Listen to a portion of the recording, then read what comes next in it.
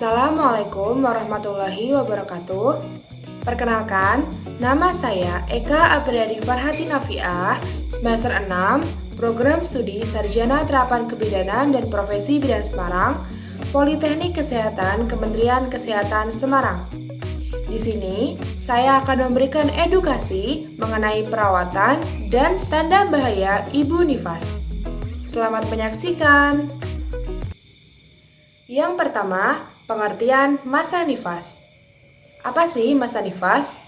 Masa nifas merupakan masa yang dilalui setiap wanita setelah melahirkan. Ia dimulai sejak lahirnya plasenta hingga 6 minggu atau 42 hari setelah melahirkan. Mengapa masa nifas harus diperhatikan? Karena 71% kematian ibu terjadi pada masa nifas, sehingga harus sangat diwaspadai. Permasalahan-permasalahan yang sering terjadi pada ibu nifas ada metritis, abses pelvis, infeksi perineum, tetanus, bendungan payudara, serta retraksi puting. Yang selanjutnya ada jadwal kunjungan nifas. Pada masa nifas, ibu dianjurkan melakukan 4 kali kunjungan nifas, yaitu 6-8 jam setelah melahirkan, 6 hari setelah melahirkan, 2 minggu setelah melahirkan, dan 6 minggu setelah melahirkan. Apa aja sih yang perlu diperhatikan dan dilakukan ibu pada masa nifas? Yang pertama yaitu pemenuhan nutrisi dan cairan. Untuk memenuhinya, ibu harus melakukan diet gizi seimbang, yaitu yang terdiri dari karbohidrat yang terdapat pada nasi, jagung, roti, kentang, biskuit, dan gandum. Kemudian ada protein yang terkandung dalam tahu, tempe, daging ayam, daging sapi, telur, susu, dan ikan. Kemudian ada lemak yang terkandung dalam margarin, minyak, kelapa, dan juga susu. Kemudian ada vitamin dan mineral yang terkandung dalam buah-buahan dan sayur-sayuran.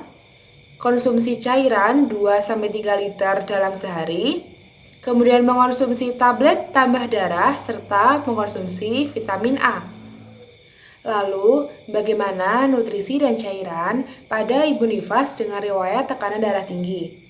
Yaitu dengan kurangi konsumsi garam, batasi minum 1-2 liter per hari atau sesuai dengan anjuran dokter.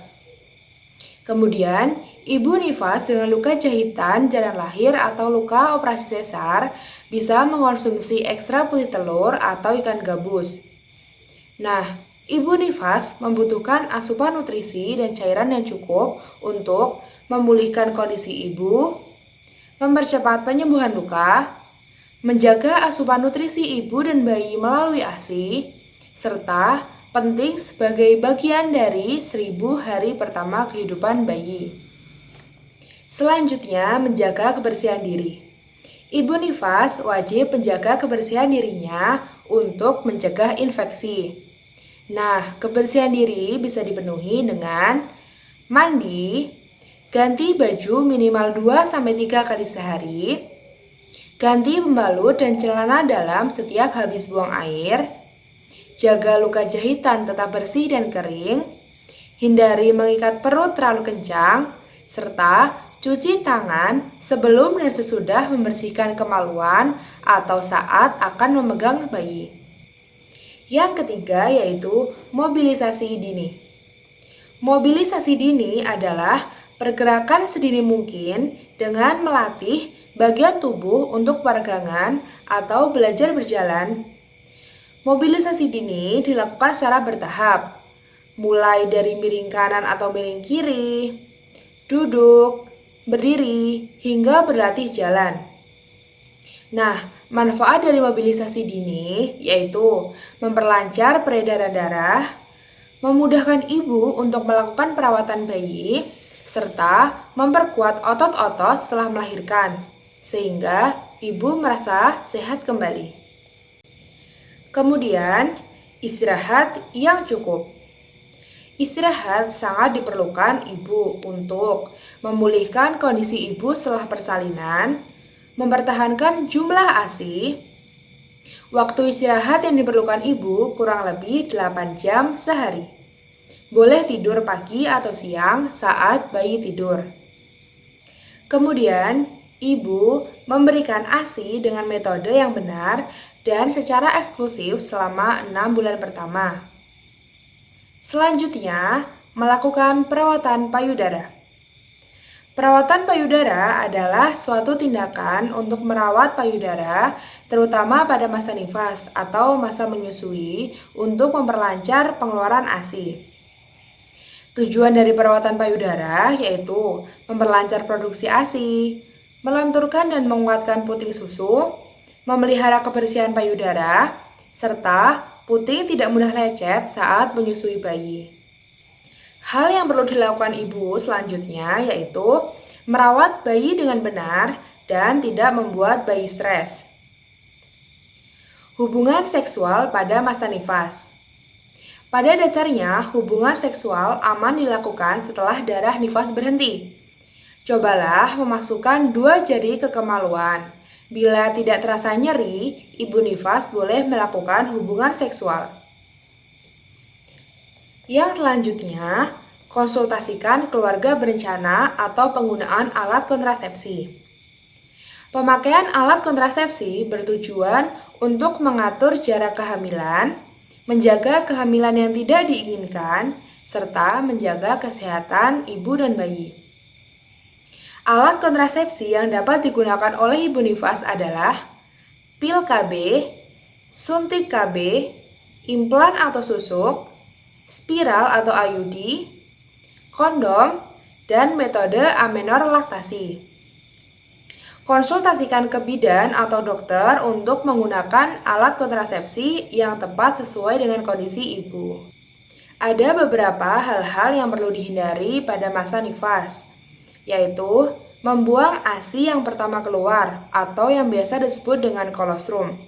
Kolostrum sangat berguna untuk kekebalan tubuh sang anak. Kemudian, membersihkan payudara dengan alkohol, iodin atau sabun, menempelkan dedaunan pada kemaluan, mengikat perut terlalu kencang, serta membersihkan bekas jahitan jalan lahir dengan air hangat. Tanda bahaya ibu nifas. Yang pertama, perdarahan pada jalan lahir dalam jumlah yang banyak. Kemudian, keluar cairan berbau dari jalan lahir. Bengkak di wajah, tangan dan kaki. Sakit kepala dan kejang-kejang. Demam lebih dari 2 hari. Ibu terlihat sedih, murung, dan menangis tanpa sebab atau yang disebut dengan depresi postpartum. Payudara membengkak, merah, dan disertai rasa sakit. Segeralah ke fasilitas pelayanan kesehatan terdekat apabila menemui tanda-tanda tersebut. Tunggu apa lagi? Ayo, tingkatkan kepedulian kita terhadap ibu nifas. Sekian video edukasi mengenai perawatan dan tanda bahaya ibu nifas yang dapat saya sampaikan. Semoga bermanfaat. Wassalamualaikum warahmatullahi wabarakatuh.